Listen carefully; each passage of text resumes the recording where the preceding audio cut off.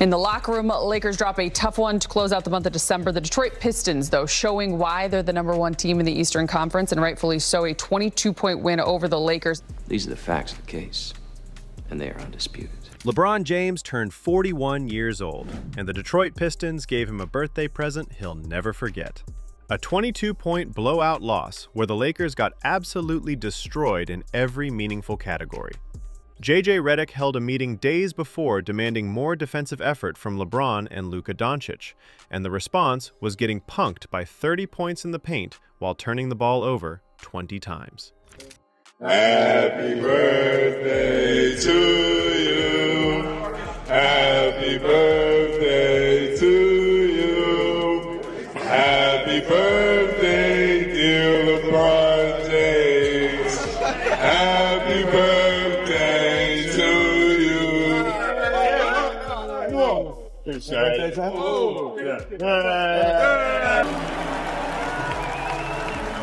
Happy birthday, King.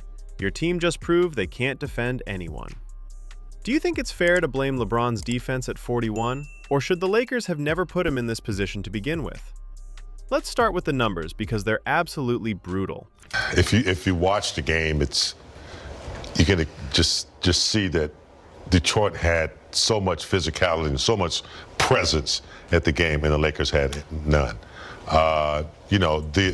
We knew that Detroit was a pretty good offensive rebounding team, but they really just killed us in the paint. And it was just dominant physical, and they did it from a lot of different areas. Dan, I'll let you talk about it. I didn't really watch much of the game. Yeah. I was in the car on the way back here listening to it on the radio. But I mean, you didn't miss much. It was tough to watch regardless. The Detroit Pistons beat the Lakers 128-106. That's a 22-point demolition on LeBron's birthday in front of the home crowd at Crypto.com Arena. The Pistons scored 74 points in the paint. 74. That's not a typo. The Lakers got demolished inside to the point where it looked like they forgot defense was part of basketball. Detroit shot 63% from the field for the entire game. The Lakers turned the ball over 20 times, leading to 30 Pistons points. Kind of looked like we ran out of gas, but Detroit was playing really good basketball. They had guys step up and play well. From, Cade started off. I mean, he was on 22 for a while, but Sasser came in and scored in bunches. Duncan Robinson hit a 3. They went on a little run. Jalen Duren got some steals, but everybody got steals tonight, it looked like, because we had so many turnovers. This wasn't a close game that got away late. This was a systematic dismantling by a Detroit team that's currently the #1 seed in the Eastern Conference at 25-8. And it happened on LeBron James's 41st birthday, which makes the whole thing even more embarrassing. But here's what makes this loss particularly interesting. J.J. Redick held a meeting with LeBron and Luka Doncic just days before this game, specifically to talk about their individual defense. He demanded more effort. He told them the team needed them to step up on that end of the floor, and the response was getting absolutely cooked by Cade Cunningham and the Pistons. J.J. Redick had a meeting with LeBron and Luka, demanded more from the two stars on the defensive end. This man had a meeting with a 41-year-old to say, step it on the defense. My 41-year-old. My 41-year-old need to step it up on defense. I am shocked. Shocked. Let's talk about that meeting for a second because it's genuinely wild when you think about it. J.J. Redick, a first-year head coach, called out his 41-year-old superstar and his other star player for not playing defense. He looked LeBron James in the eye and said, "You need to do more on the defensive end." That takes guts when you're dealing with someone who has more power in the organization than you do. And you know what's even crazier? LeBron needed to be told. A 41-year-old making $50 million a year needed his rookie head coach to sit him down and explain that defense is important. That's where we are with LeBron's career right now. He's at the point where basic basketball fundamentals need to be explicitly demanded from him. The immediate response from LeBron fans is always the same.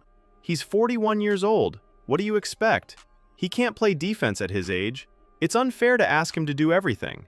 And you know what? There's some validity to that argument. Except for one massive problem. LeBron still wants all the praise for being an elite player while accepting none of the responsibility that comes with it. Games, only 8 players in history have scored a point at that age. LeBron fixing to make it 9 tonight.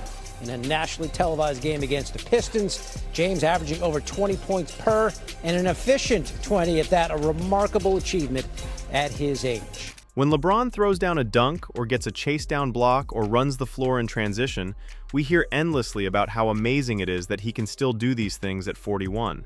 He's still playing at an elite level. How does he do it? The praise is nonstop and deserved, because those moments are genuinely impressive. But the second you ask him to show even minimal defensive effort, suddenly, it's unfair.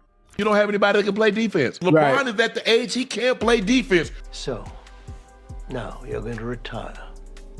That shouldn't be too hard for you. Stupid game after all. Suddenly, age becomes the excuse for everything. Suddenly, expecting him to at least try is asking too much. You can't have it both ways. Either he's still an elite player who deserves to be treated like a superstar, or he's a 41-year-old who can't be expected to play defense anymore. The reality is that LeBron's defensive limitations aren't entirely physical. We still see him making athletic plays.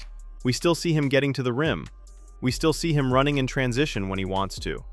There's zero evidence that LeBron physically cannot play any defense at all. The issue isn't ability, it's effort, or more specifically, the complete lack of it. LeBron is currently ranked 426th in individual defensive win shares. That's almost dead last in the entire NBA. He's not just bad on defense, he's historically bad. And it's not because he physically can't move, it's because he chooses not to. He stands around watching plays develop. He ball watches instead of guarding his man. He gives up on plays before they're over. He cherry picks for easy layups while leaving his assignment wide open. Rallied to tie it about midway through the third. What do you think happened as Detroit was able to pull away?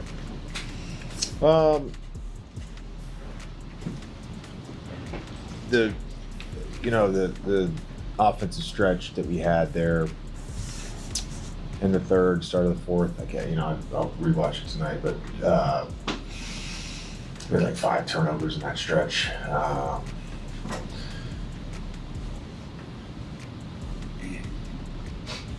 The turnovers, the fast break points in the paint that just killed us tonight. There are multiple possessions every game where LeBron literally doesn't come back on defense. He'll stand on the other side of the court complaining to the refs about a call while his team plays 4-on-5. That's not a physical limitation. That's a choice. That's deciding that arguing with officials is more important than helping your teammates. No one is asking LeBron to be Gary Payton.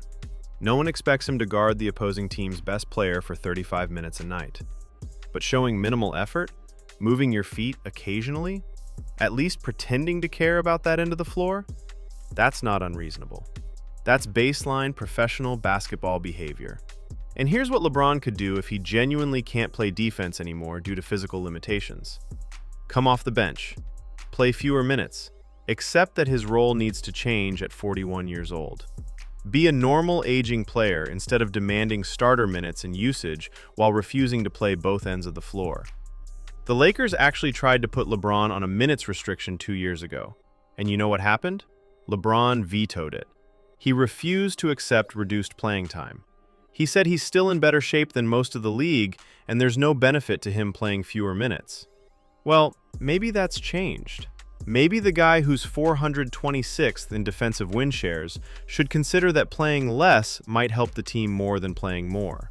LeBron has managed to post a negative plus-minus in each of the past 2 seasons. Do you have any idea how difficult that is?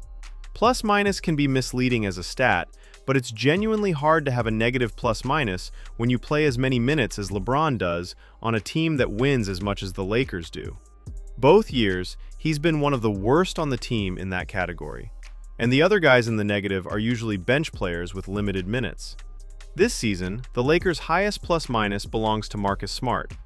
Luka Doncic is up there too, which is ironic considering he was also called out in that defensive meeting. But LeBron's fans will tell you that plus-minus doesn't matter, and you should ignore it because it doesn't fit the narrative they want. The excuse we always hear is that the Lakers' roster just isn't good enough. LeBron doesn't have enough help. The supporting cast isn't talented enough. The front office failed to build a championship team around him. And yes, the roster has issues.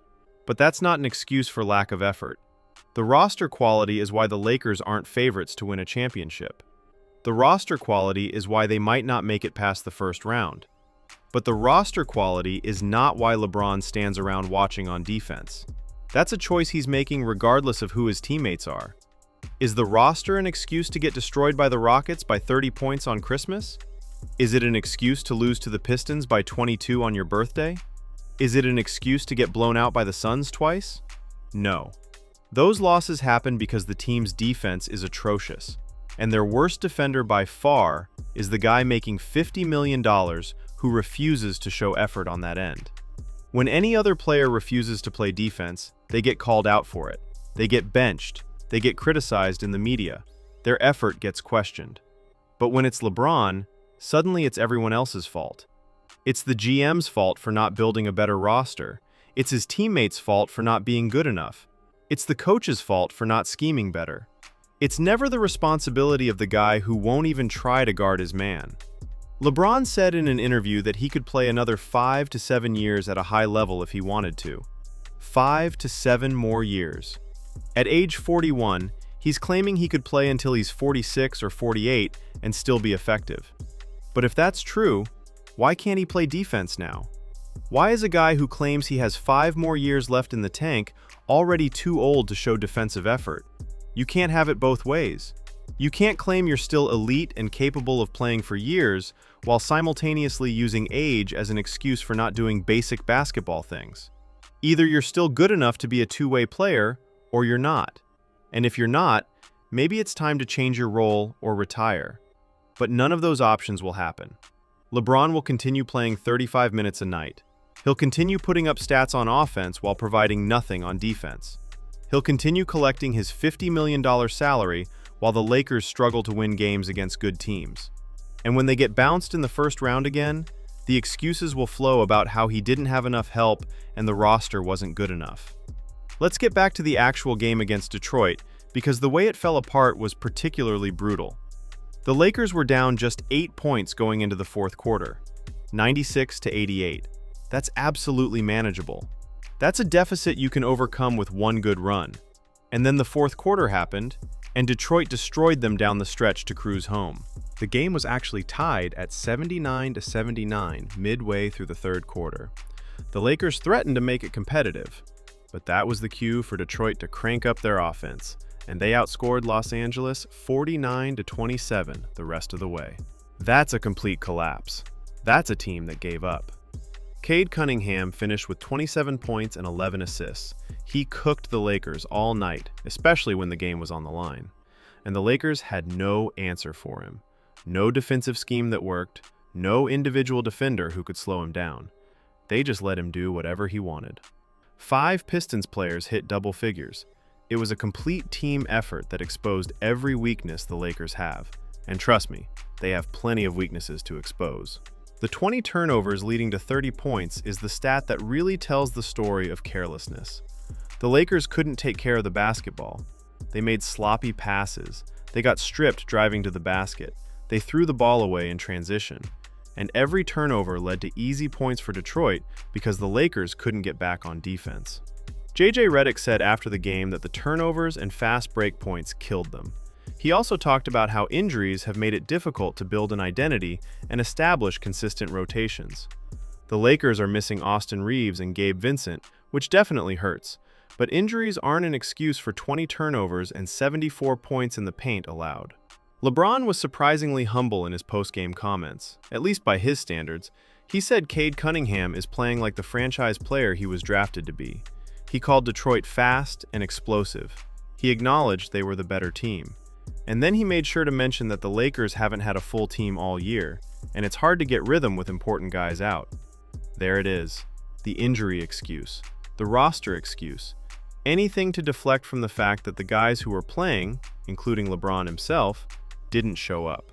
LeBron finished with just 17 points on his birthday. That's a quiet night for someone who's supposed to be carrying the offensive load. Luka Doncic was actually the Lakers' best player, finishing with 30 points, 11 assists, and 5 rebounds. He was the only one who showed up offensively. But even his production wasn't enough to overcome the defensive disaster and the turnovers. The December record tells the story of where this team is right now. 5 wins and 7 losses for the month. They're allowing 120 points per game with a minus 7.8 point differential. Those are terrible numbers for a team that's supposed to be contending. And the schedule is only getting harder from here. The Lakers survived early in the season by beating the teams they were supposed to beat. They got to 20-11 largely by taking care of business against inferior competition. But now they're playing better teams with more talent, and those teams are exposing every weakness the Lakers have. The soft interior defense, the lack of rim protection, the turnover problems, the inability to defend without fouling. And the biggest weakness is LeBron's complete unwillingness to play defense. You can scheme around a lot of things. You can adjust rotations to hide poor defenders. You can change your defensive coverages to protect certain players. But you can't fix a player who simply won't try. And that's what the Lakers are dealing with. But don't worry, we'll hear endless excuses about age and injuries instead of acknowledging effort is a choice. Smash that like and subscribe for more reality checks about players who get unlimited excuses for not doing their jobs.